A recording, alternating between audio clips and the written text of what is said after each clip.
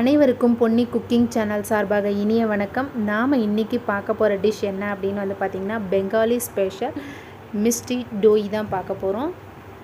அதுக்காக ஒரு பாத்திரத்தில் நான் வந்து ஒரு ஃபில்ட்ரு வச்சு ஒரு கிளாத் போட்டு தயிர் ஒரு கப் சேர்த்துருக்கேன். இந்த தயிரை ஃபுல்லாக நம்ம தண்ணி இல்லாமல் ஃபில்ட்ரு பண்ணி எடுத்துக்க போகிறோம்.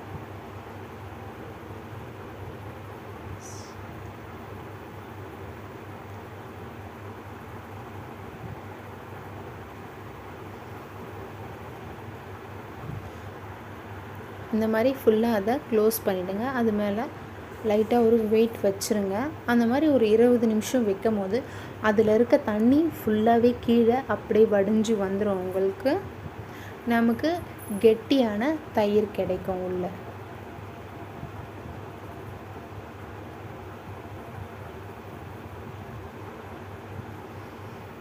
இப்போ நம்ம இதை எடுத்து பார்க்கலாம்.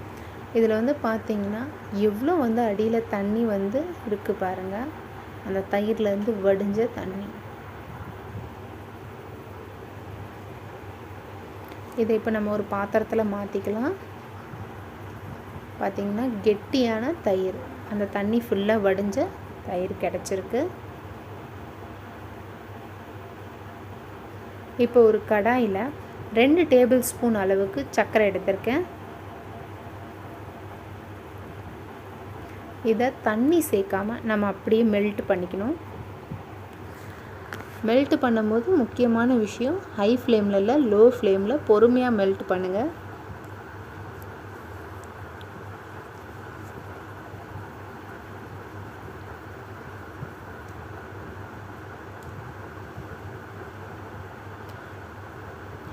இந்த டிஷ் வந்து ரொம்ப வந்து சிம்பிளாக இருக்கும். ரெண்டாவது, இது வந்து செய்யும் போது 2 ப்ராப்ளம் தான் வரும்.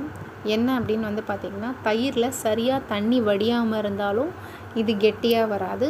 பால் சரியாக நம்ம காசலை அப்படின்னாலும் இது வந்து கெட்டியாக நமக்கு வராது.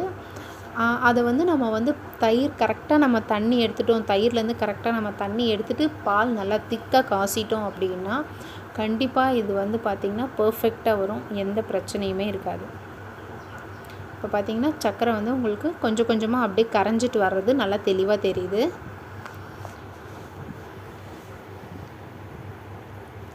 இந்த அளவுக்கு சர்க்கரை கரைஞ்சால் போதும். ரொம்ப டார்க்காக வந்து சர்க்கரை கரையணுன்ற அவசியம் இல்லை.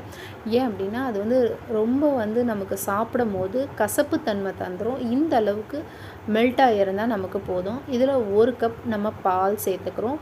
பால் சேர்த்த உடனே இந்த அடியில் இருக்க சர்க்கரை பார்த்திங்கன்னா அப்படியே இறுகிடும் உங்களுக்கு. அப்போ வந்து 2 நிமிஷம் 2லேருந்து 3 நிமிஷம் வந்து பார்த்திங்கன்னா நம்ம அந்த பேன்லேயே ஹீட்லேயே நம்ம வந்து கரண்டி வச்சு கலக்கிட்டே இருக்கும் போது அப்படியே ஃபுல்லாக கரைஞ்சி பாலோடு உங்களுக்கு அப்படியே நல்லா மிக்ஸ் ஆகி வந்துடும்.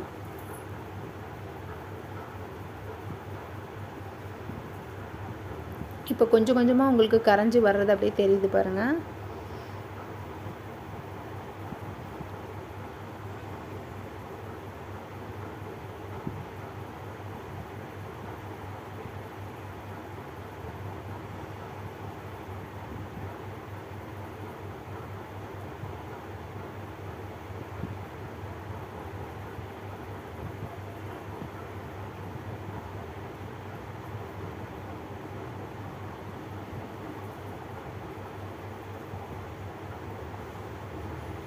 உங்களுக்கு இப்போ பார்த்திங்கன்னா நல்லா கரைஞ்சிருக்கு.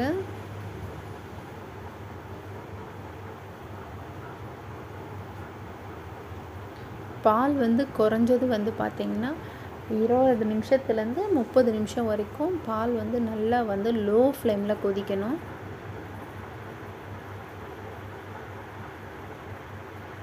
இப்போ நான் வந்து ஒரே ஒரு கப் தான் பால் எடுத்திருக்கேன். நார்மலாக நம்ம வந்து இது வந்து செய்யும் போது 1 லிட்டரில் செஞ்சால் ரொம்ப இதுவாக இருக்கும், டேஸ்ட்டாக இருக்கும். நிறைய பேருக்கு நம்ம ஷேர் பண்ணி சாப்பிட்டுக்கலாம் இதை. இப்போ வந்து பார்த்திங்கன்னா அப்படியே வந்து லோ ஃப்ளேம்லேயே உங்களுக்கு கொதிக்கும் போது ஃபஸ்ட் நம்ம லைட் கலரில் இருந்தது, இப்போ வந்து பார்த்திங்கன்னா உங்களுக்கு நல்லா டார்க்கு கலரில் வந்திருக்கு.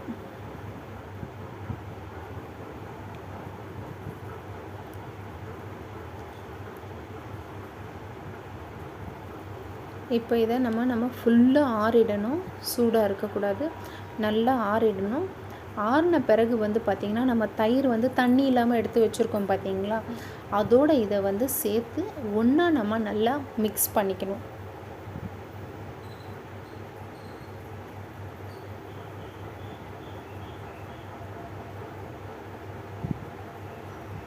அதே மாதிரி பொறுமையாக தான் மிக்ஸ் பண்ணணும். ரொம்ப வேகமாக மிக்ஸ் பண்ணோம் அப்படின்னா உங்களுக்கு அந்த உருண்டையாக அப்படியே இருக்கும். அது வந்து கரெக்டாக வந்து கரைஞ்சி வராது உங்களுக்கு. ரெண்டாவது இதில் என்ன அதிகமாக மிஸ்டேக் பண்ணுவாங்கன்னா, பால் சரியாக காசாமல் போகிறது. ரெண்டாவது வந்து தயிரில் தண்ணி சரியாக எடுக்காதது. இது ரெண்டும் எடுத்துட்டோம் அப்படின்னா பர்ஃபெக்டாக வரும் இது.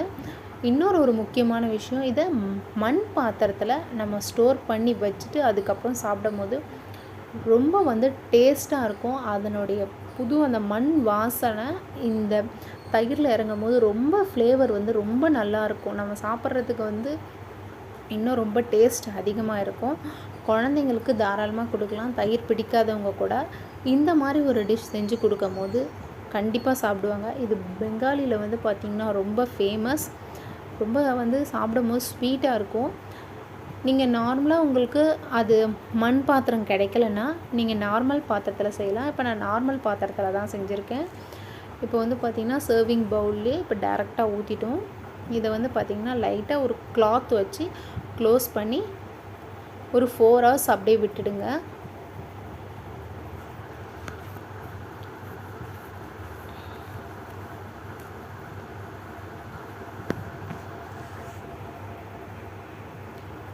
இப்போ பார்த்திங்கன்னா அது வந்து கரெக்டாக வந்து உங்களுக்கு செட் ஆகிருக்கு.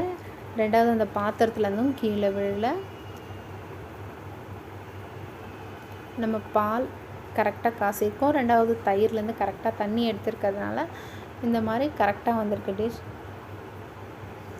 இதில் ஃப்ரூட்ஸ் அதே மாதிரி நட்ஸ் எல்லாம் சேர்த்து குழந்தைங்களுக்கு கொடுக்கலாம். ரொம்ப ஹெல்த்தியான ஒரு டிஷ்ஷும் கூட இது. மறக்காமல் இந்த டிஷ்ஷை வீட்டில் ட்ரை பண்ணி பாருங்கள். இந்த டிஷ்ஷை பற்றின கமெண்ட்ஸ் எங்களுக்கு சொல்லுங்கள். முக்கியமாக பொன்னி குக்கிங் சேனலை லைக் பண்ணுங்கள், ஷேர் பண்ணுங்கள், சப்ஸ்கிரைப் பண்ணுங்கள். முடிஞ்ச அளவுக்கு ஃபுட்டை மற்றவங்க கூட ஷேர் பண்ணி சாப்பிடுங்க. வேஸ்ட் பண்ணாதீங்க. தேங்க்ஸ் ஃபார் வாட்சிங்.